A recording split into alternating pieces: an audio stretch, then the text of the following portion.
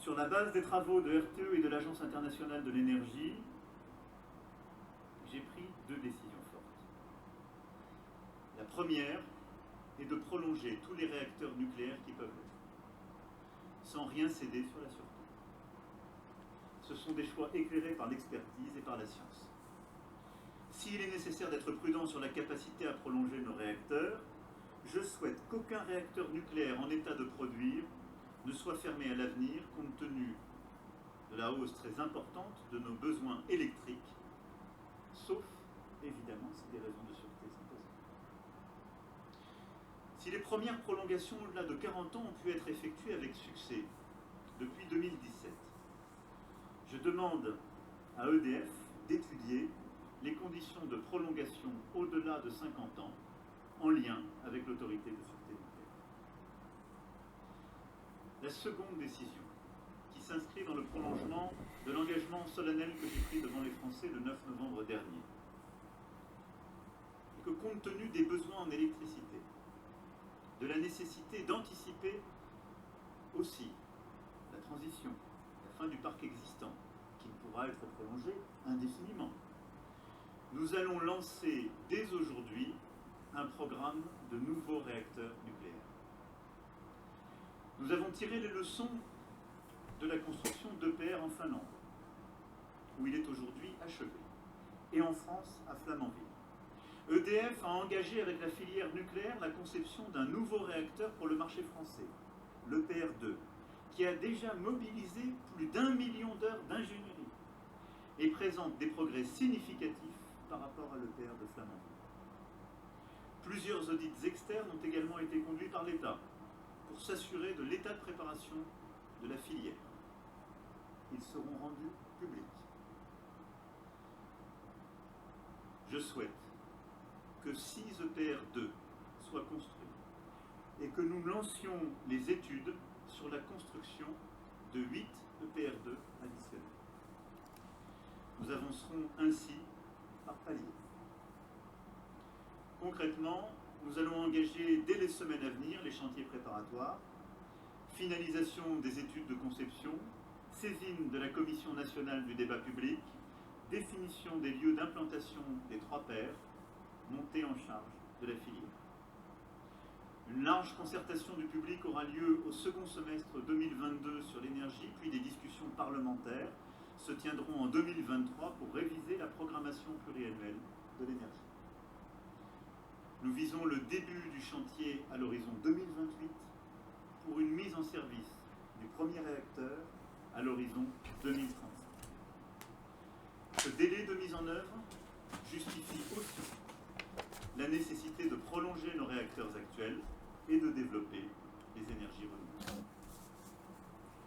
Ce choix, nous devons le faire aujourd'hui pour donner à EDF et à toute la filière la visibilité qui s'impose. Et là aussi, pour tirer toutes les leçons du passé.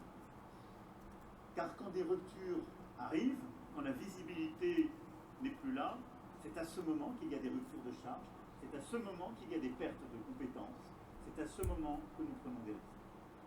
Par ce choix de la nation, au long cours, nous nous donnons aussi les moyens de préserver nos compétences, nos savoir-faire, chez EDF bien sûr, mais dans toute la filière. Dans toute la filière. Pour garantir l'excellence qui est la nôtre, et que nous avons pour partie d'ailleurs pu rebâtir ces derniers temps. À côté de ces EPR, un appel à projet sera soutenu à hauteur d'1 milliard d'euros par France 2030 et sera lancé pour faire émerger des petits réacteurs modulaires, les fameux SMR que nous évoquons là aussi tout à l'heure, et aussi des réacteurs innovants permettant de fermer le cycle du combustible et de produire moins de déchets.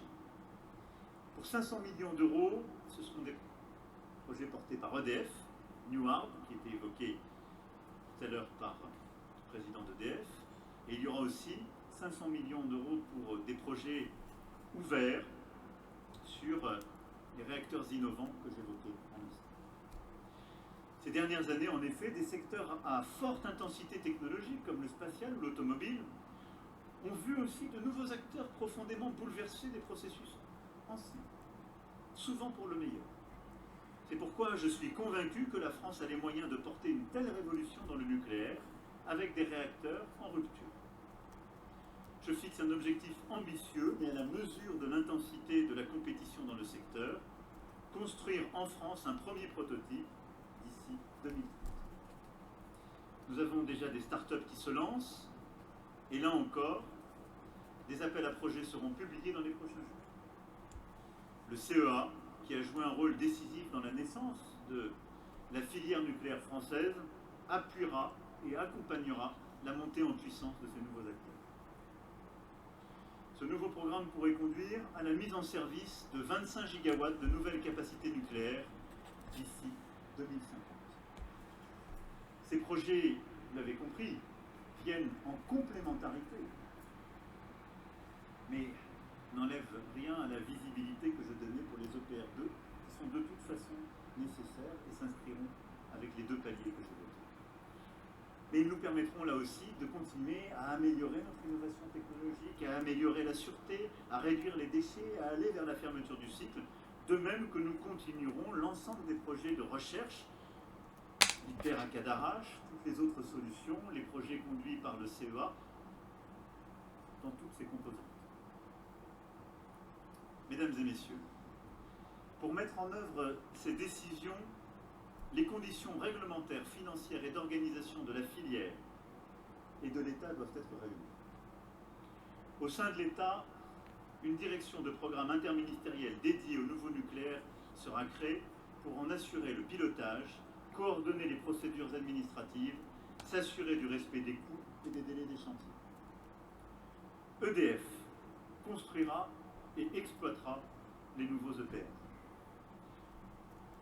Cette entreprise nationale de souveraineté, qui est notre bien commun, pourra compter sur le soutien de l'État pour sa solidité dans les mois, les années, les décennies qui viennent, et pour mener à bien ce projet d'une ampleur inégalée depuis 40 ans, et le faire dans les meilleures conditions financières et opérationnelles. Sur les plans financiers et réglementaires, des financements publics massifs de plusieurs dizaines de milliards d'euros seront engagés afin de financer ce nouveau programme, ce qui permettra de préserver la situation financière d'EDF et de développer l'ensemble de la filière.